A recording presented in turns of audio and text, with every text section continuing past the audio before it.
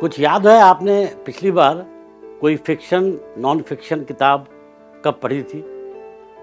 शायद आज की युवा जनरेशन के लिए ये बता पाना मुश्किल हो, क्योंकि आज की टेक्नोलॉजी और सोशल मीडिया ने युवाओं में यह आदत बहुत कम दिखाई पड़ रही है। एक रिसर्च के अनुसार बाइबल आज भी बेस्ट सेलिंग बुक की श्रेणी में है, जिसकी 7 बिलियन कॉपी अब तक बेची जा चुकी है। इसी श्रृंखला में वर्ष 2000 से हैरी पॉटर सीरीज़ की लाखों की कॉपियां आज भी बिक रही हैं। अगर हम लोग याद करें तो शायद सभी ने बचपन में चंपक, नंदन, पराग जैसी मैगजीन को पढ़ा होगा। साहित्य पढ़ने के नाम पर इंतज़ार रहता था धर्मयुग और दिनमान जैसी पत्रिकाओं का, या अंग्रेजी में the illustrative weekly off India, reader digest जैसी किताबों का। ऐसी मैगजीन अनगिनत थी। अच्छी किताबें विशेष रूप से उपन्यास की संख्या में भी अनगिनत हैं, जैसे कि महाकवि कालिदास की अभिज्ञान शाकुंतलम, रविन्द्रनाथ टैगोर की गीतांजलि और बंकिम चंद्र चटर्जी की लिखी आनंद मठ। हम सभी को वह दौर भी याद है जब हमारे माता पिता केवल किताबों के पढ़ने पर जोर देते थे और बर्थडे या प्रोत्साहन के रूप में विलियम शेक्सपियर की as you like it, doctor Rajendra Prasad की इंडिया डिवाइडेड, जयशंकर प्रसाद की कामायनी या फिर विष्णु शर्मा की पंचतंत्र पढ़ने को मिलती थी। मुंशी प्रेमचंद की गोदान शायद हम सब ने पढ़ी है और कहानियाँ आज भी प्रासंगिक है। सच तो यह है कि सोशल मीडिया और इंटरनेट हमको डिजिटल एडिक्शन की ओर ले गए। शायद ही कोई समय होता हो जब आप पढ़ते समय अपना मोबाइल अपने बगल में ही रखते हों और आपकी रुचि उस पर हर सेकंड आ रहे मैसेज पर अधिक रहती है। हद तो तब हो जाती है जब माँ बाप छोटे बच्चों को खाना भी मोबाइल पर उनकी पसंद की कोई कार्यक्रम दिखाकर ही खिला पाते हैं। उधर पेंडेमिक ने भी आज के युवा वर्ग पर पढ़ाई को लेकर हालात बदल दिए। कम से कम भारत में तो घर पर रहकर ऑनलाइन टीचिंग और जमकर होमवर्क ने छात्रों पर एक तरफ दबाव अधिक बनाया और दूसरी तरफ उनका टाइम इंटरनेट पर ज़्यादा बीता।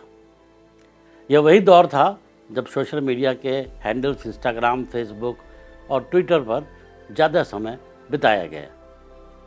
हाँ, समझदार वर्ग ने लॉकडाउन में कुछ अच्छा पढ़कर और लिखकर अनूठे प्रयोग भी किए। कुछ लोग होते ही किताबी कीड़े हैं और न केवल एक अच्छी व्यक्तिगत लाइब्रेरी बनाना पसंद करते हैं, बल्कि एक किताब को कई कई बार पढ़ना पसंद करते हैं, पर इनकी संख्या हमेशा से सीमित रही है। आंकड़े बताते हैं विशेषकर युवाओं में पढ़ने की रुचि ना के बराबर है। लाइब्रेरी में फुटफॉल न होने की वजह से बुधा हाल में लाइब्रेरी आ गई हैं। बुक स्टोर्स बंद होने की तरफ हैं, क्योंकि ज़्यादा जोर ऑनलाइन ई बुक्स और ऑडियो बुक्स की तरफ देखा जा रहा है और पब्लिशर भी नई तकनीक का इस्तेमाल कर अपने बिजनेस को नया रूप दे रहे हैं। किताबें पढ़ना न सिर्फ हमारी आपकी नॉलेज के लिए बल्कि हेल्थ और वेलनेस के लिए भी है। हमारे आपके माता पिता से लेकर डॉक्टर, टीचर्स और लाइब्रेरियन तक सभी लोग कहते थे हमें किताबें पढ़नी चाहिए। एक रिसर्च के अनुसार किताब पढ़ने से न सिर्फ आप स्मार्ट बनते हैं, बल्कि आपकी उम्र बढ़ने के साथ आपको शार्प और एनालिटिकल स्किल के साथ बनाता है। रेगुलर बुक रीडिंग एक ब्रेन एक्सरसाइज का काम करती है। रेगुलर रीडिंग में न सिर्फ आपकी याददाश्त तेज होती है, बल्कि आपकी चीज़ों पर अटेंशन करने की क्षमता और बढ़ जाती है। रेगुलर रीडिंग में ब्रेन को सीक्वेंस में सोचने में मदद मिलती है। इससे आपके दिमाग का अटेंशन स्पैन भी बढ़ता है। सर्किट और सिग्नल्स का एक कॉम्प्लेक्स नेटवर्क काम करता है। जैसे जैसे आपकी रीडिंग की हैबिट बढ़ती है, वैसे वैसे ब्रेन सेल्स नेटवर्क भी मजबूत करती है। जीवन में एक अच्छे मित्र की तरह यह हमेशा हमें प्रेरणा और हिम्मत देती हैं। यह हमारे अंदर की बुराइयों का नाश कर जीवन में अच्छे गुणों का निर्माण करते हैं। एक जीवंत मित्र की तरह ये हमारे साथ रहकर हमें आनंदित करती हैं। किताबों से तनाव में मुक्ति, बाधाओं को हल करना इत्यादि अनेक कार्य एक साथ भी हो जाते हैं। सही मायनों में ये पुस्तकें ही हमारी सबसे अच्छे मित्र होते हैं, जो दुनिया की हर मुसीबतों, परेशानियों, जीवन के हर कठिन और अच्छे बुरे समयों पर सदैव हमारे साथ होते हैं। क्योंकि किताबों से हमको बहुत कुछ सीख या आपसे शिक्षा कहिए मिलती है। किसी भी चीज़ के बारे में पढ़ना एक खूबसूरत एहसास की तरह होता है, और वो एहसास किताबों के माध्यम से हो तो बात ही कुछ और है। किताब पढ़ने की आदत हमें लफ्ज़ों से खेलने की कला भी सिखा देती है। पुस्तकों के माध्यम से हमें न केवल उस विषय के बारे में जानकारी प्राप्त होती है, बल्कि इससे हमारी जानकारी भी बढ़ती है। अब्राहम लिंकन ने कहा है कि किताबें आदमी को ये बताने के काम आती हैं कि उसके मूल विचार आखिरकार इतने नए भी नहीं हैं। सच में किताबों से गुजरना दुनिया के श्रेष्ठ अनुभवों से गुजरने जैसा है। इस दुनिया में किताबें पढ़ने से बड़ा सुख शायद ही कोई और हो। तभी तो किताबों का सबसे अच्छा मित्र माना जाता है।